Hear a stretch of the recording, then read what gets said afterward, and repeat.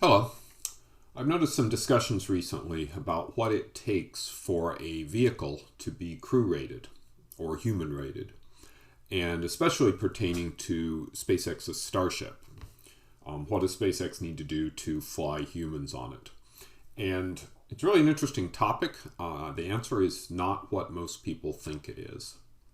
So I thought I'd do a short little video that discussed it. So the first step, if you're going to launch some sort of vehicle, is you need an FAA launch license. And if you go and you look at their guide, they have this nice little flow chart that shows you not only all the things you need to do, but kind of how long they take and the ordering. And that includes safety review, environmental review, airspace integration, which is how you fit into the FAA's overall management system, I guess. Policy review, payload review, financial responsibility. And then that gets you to a license, and then there's ongoing monitoring and safety inspections that happen after that.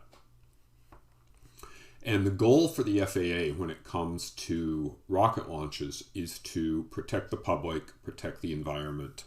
They don't really care about the success of the rocket launch. They're fine if your rocket goes up and it blows up, but it doesn't land on anybody. That isn't really the FAA's concern. Now, if it looks like it's going to do this often and might land on people, okay, maybe that is a concern. But in general, they're much more concerned about the public than they are about the launch vehicle, the payload, or the operators of the launch vehicle. So we have an FAA launch license, and we're able to launch to whatever orbit that we're interested in. So if we want to fly humans, we need to go and look at the FAA human spaceflight requirements.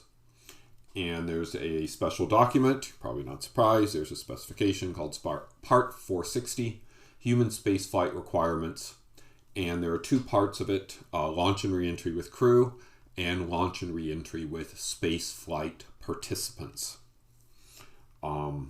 which you can either call customers or you might call baggage, or I guess ballast.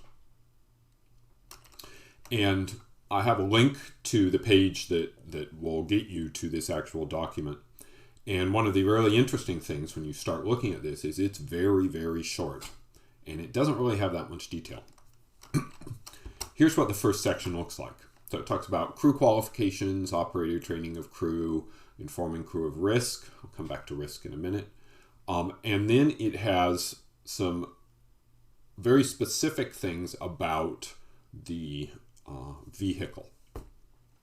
So it needs to have environmental control and life support systems, smoke detection, fire suppression, and some human factors designs.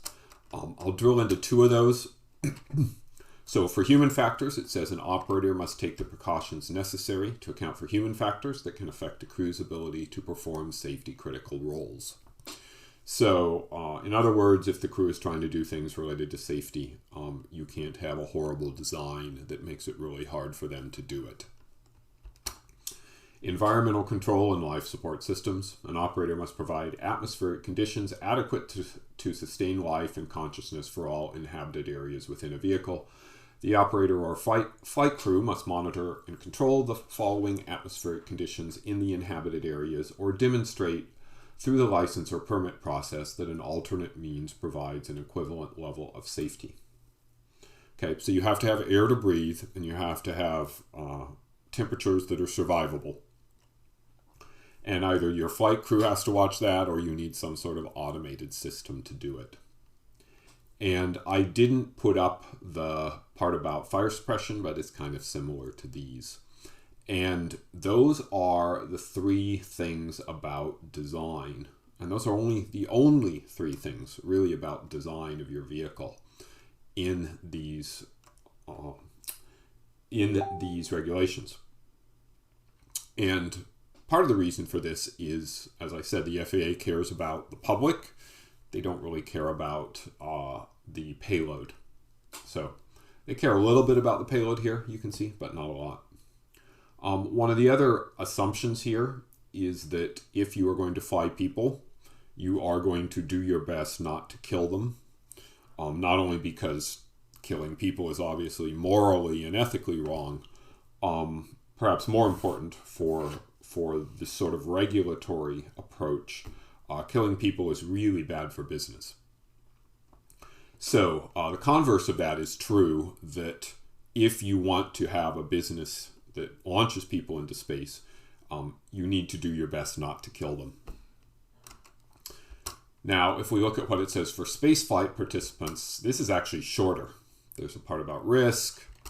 There's a waiver against the US government, spaceflight participant training, and then finally security. And that is all.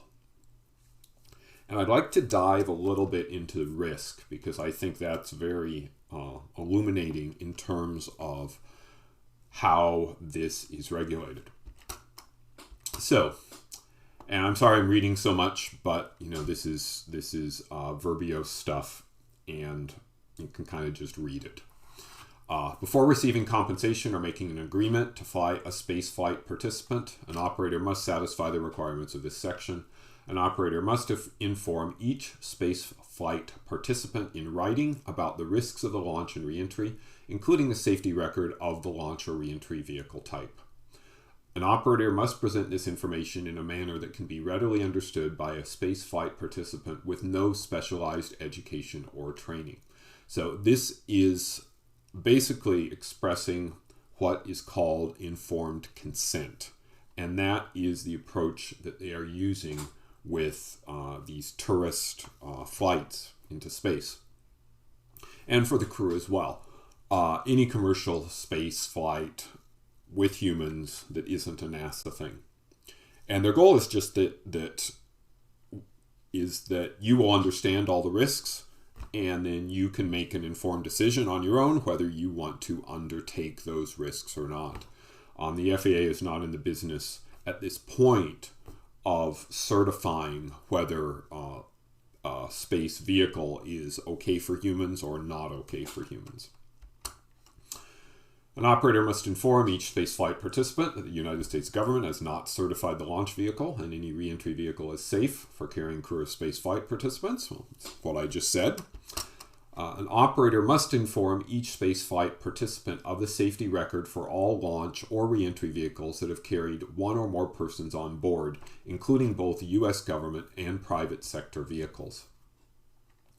Now, it's not clear to me whether all just applies to U.S. vehicles or whether it actually applies to all in other that might be launched by other governments or other entities outside the U.S. But basically the idea here is, hey, we're going to tell you what the risks have been historically. An operator must describe the safety record of its vehicle to each spaceflight participant. Okay, we had to talk about history. We now have to talk about our vehicle. An operator must inform a spaceflight participant that he or she may request additional information regarding any accidents or human spaceflight incidents reported. So if people ask questions, you have to answer them. And once again, if people ask questions, you have to answer them. And then at the end, each spaceflight participant must then provide consent in writing to participate in a launch or reentry. And that's it. From the FAA's perspective, if you follow those really small number of guidelines, you can fly humans wherever you want. You can fly them suborbital, you can fly them orbital. Conceivably, you could fly them to the moon if you wished. You just need to follow those guidelines. Now, the obvious question here is, why are there so few guidelines compared to something like commercial airplane travel, which is highly regulated? And the answer is, well, it's the government, and therefore this is what Congress wanted. And the idea, or at least the stated idea, was that we want to allow these systems to develop initially without a lot of regulation that would essentially make them impractical. So that's why they went with the informed consent approach. But what this means is that if SpaceX wanted to, if they could, prove to the FAA that they have sufficient systems to meet this, they could put someone on Starship today. And even all the way through landing, even though landing obviously looks fairly risky in Starship right now, somebody could choose to do that under informed consent, and it would be legal. Probably not ethical, but it would be legal. So one of the things that I found very interesting, I was thinking about other things, other sports or activities that might be risky. I went looking and I found out that if you want to bungee jump, there are some states that have considerable amounts of regulation around bungee jumping to try to make it safer. Far more regulation than the FAA has here. So I just thought that was an interesting contrast. So that's the FAA's perspective. That's not the real perspective. The FAA also provides you this, and this is recommended practices for human spaceflight occupant safety. I didn't put the document here, but there's a big document. This picture is part of it. And this is what they would like you to do. And you can kind of view that as, the requirements are what we are allowed to do under the regulations, under what Congress has told us. Here's what we think you actually should do before you start taking humans into space. And most of these, look like a pretty darn good idea. So I'd expect that most of the companies would do these. But they don't have to do them. And more important, they don't have to go through certification for all of these with the FAA before they fly people. So beyond the FAA, there's obviously somebody else. NASA. And NASA has history, so we can look back. In the early days, they flew Mercury, then they flew Gemini, and then they finally flew Apollo. And they flew people on all of these. So clearly, they have some way of doing human rating. Well, actually, kind of surprisingly, through all of these, NASA had no official human rating requirement specification. You couldn't go and say, hey, what are the important things that we do for human rating? The document simply didn't exist. Since NASA was doing it, and they were doing it for humans, the result was kind of by definition human rated in terms of what NASA thought. We're doing it, we think it's good enough, it's human rated. Now, this isn't to say that NASA was negligent or not paying attention or not using good design practices through this time. They definitely were, but merely that they had not identified human rating as something that was kind of separate and needed a separate focus on. So after Apollo, of course, we had the shuttle, and the shuttle ran for a bunch of years, but, well, guess what? For shuttle design and for most of the period of its operation, NASA used the same approach. It was NASA, they were doing work, they were flying humans, so therefore what you ended up with was crew rated. And in fact, NASA did the very strange choice or very risky choice of flying people on the absolute first launch of the shuttle, which is something that seems pretty darn risky. But they chose to do that, and they didn't have any guidelines that said, hey, maybe you should do a test flight first. So after the loss of the second shuttle, after Columbia, NASA finally came up with a more formalized approach. So this is a document, NPR 8705.2, Human Rating Requirements and Guidelines for Space Flight Systems. And it's currently in, I think it's actually its fourth revision, 8705.2C. And that is what guides anybody doing NASA projects, internal to NASA, if they are going to be flying humans. And it's a very long document. You can go and look at it and see everything. I'll give you a few highlights. The purpose is to define and implement the additional processes, procedures, and requirements necessary to produce human-rated space systems that protect the safety of the crew and passengers on NASA space missions. Okay, that seems like why you would do this. A human-rated system accommodates human needs, effectively utilizes human capabilities, controls hazards, and manages safety risk associated with human spaceflight, and provides to the maximum extent practical the capability to safely recover the crew from hazardous situations. Okay, that seems like a very good thing as well. And they came up with 3 fundamental tenets. Human rating is the process of designing, evaluating, and assuring that the total system can safely conduct the required human missions. Now, notice the word mission here, and this is actually very important. You are not rating a specific system, or you're not rating just a specific system. You're rating a specific system for a specific mission. So, it might be that, you're rated fine, you're human certified for a specific mission, but you might not be for another one. So it's both the system and what you want to do with it. Second, human rating includes the incorporation of design features and capabilities that accommodate human interaction with the system to enhance overall safety and mission success. So you remember on the FAA thing, they had a part on design factors. This is the same thing. Design factors are human factors. This is the same thing. And then finally, human rating includes the incorporation of design features and capabilities to enable safe recovery of the crew from hazardous situations.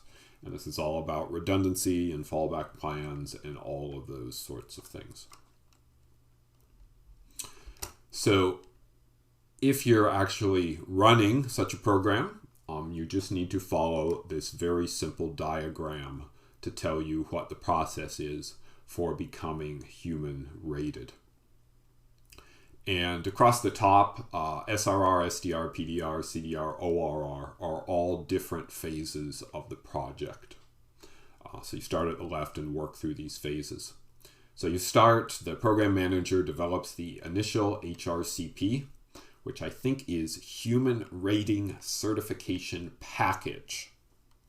So this is kind of the set of information and documents that tells you that that has everything you need to do the certification process.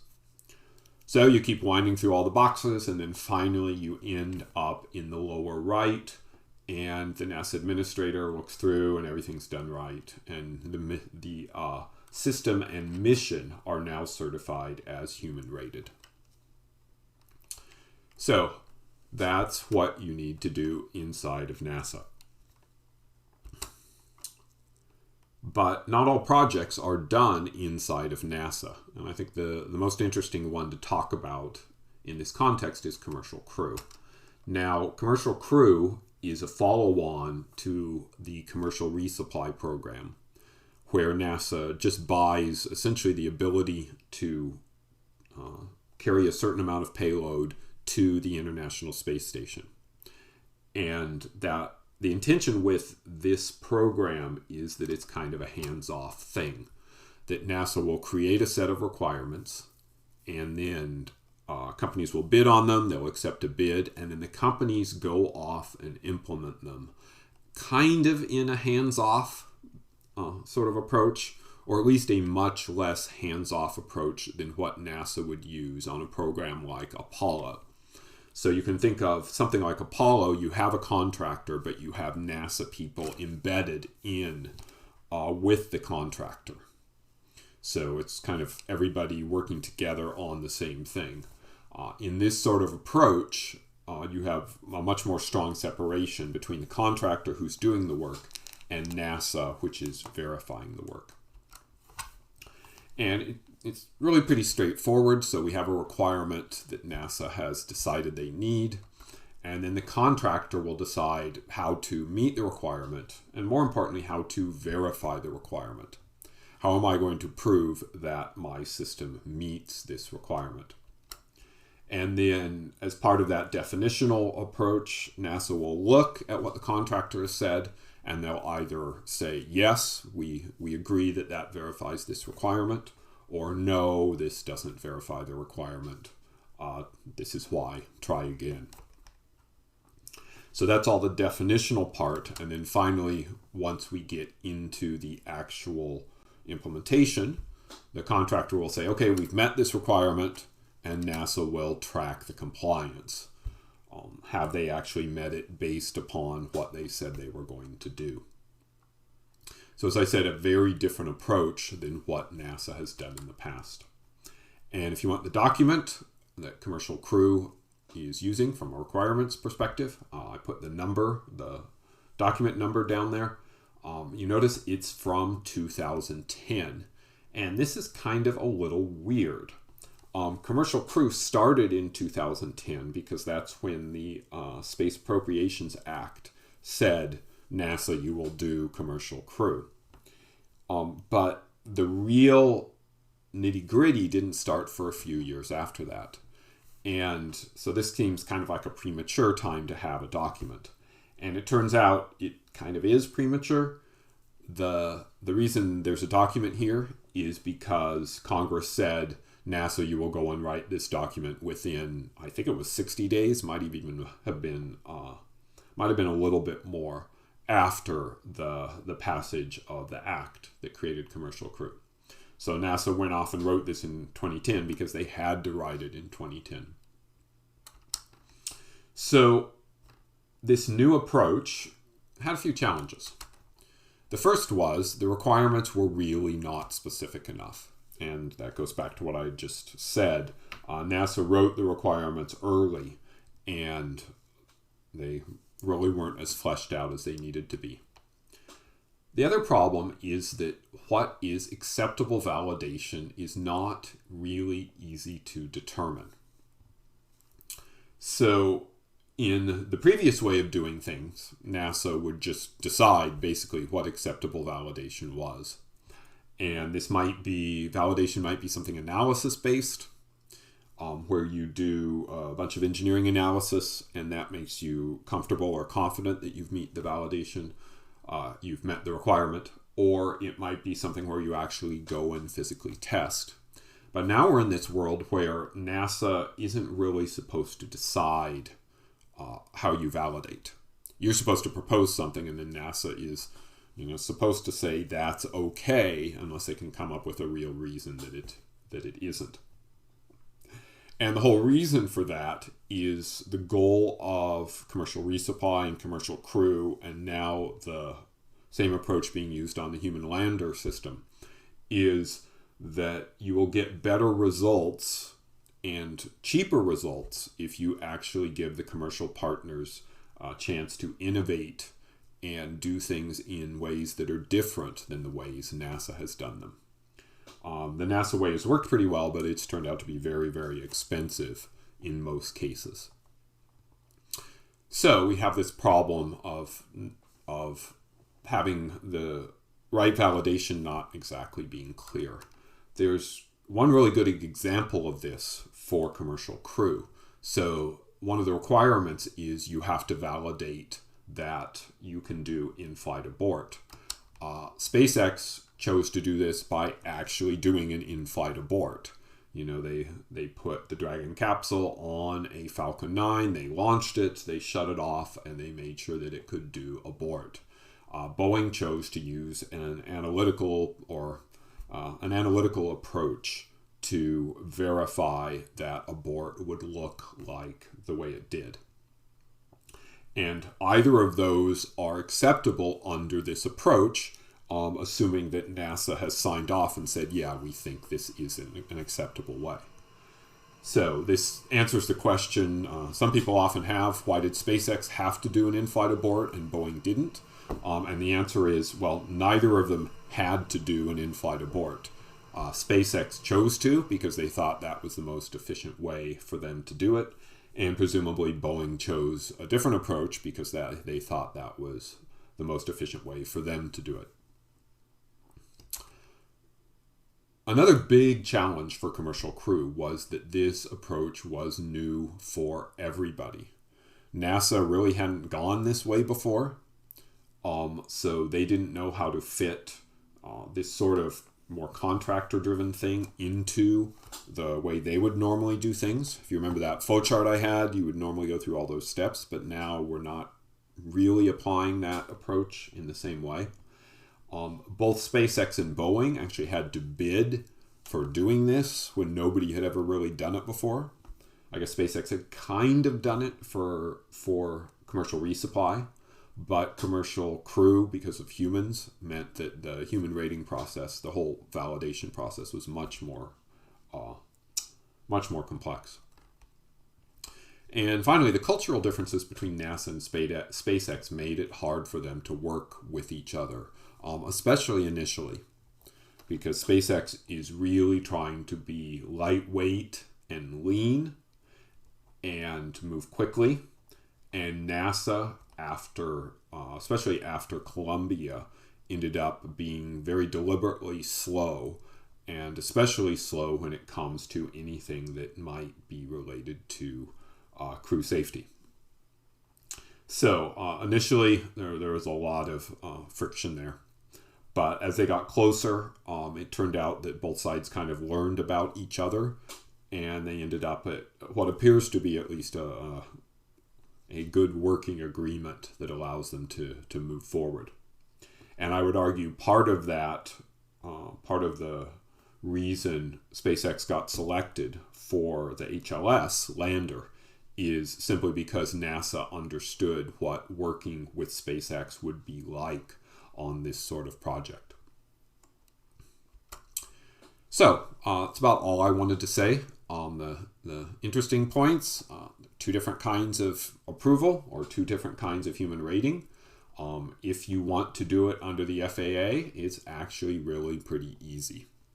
And you don't have to jump through that many hoops. You probably should, but you do not have to. NASA, the approval from a NASA perspective is a lot of work and a lot of documentation. And whether the NASA level is too much is, I think, a judgment call. We will kind of see how it affects things going forward. So, thanks for your attention.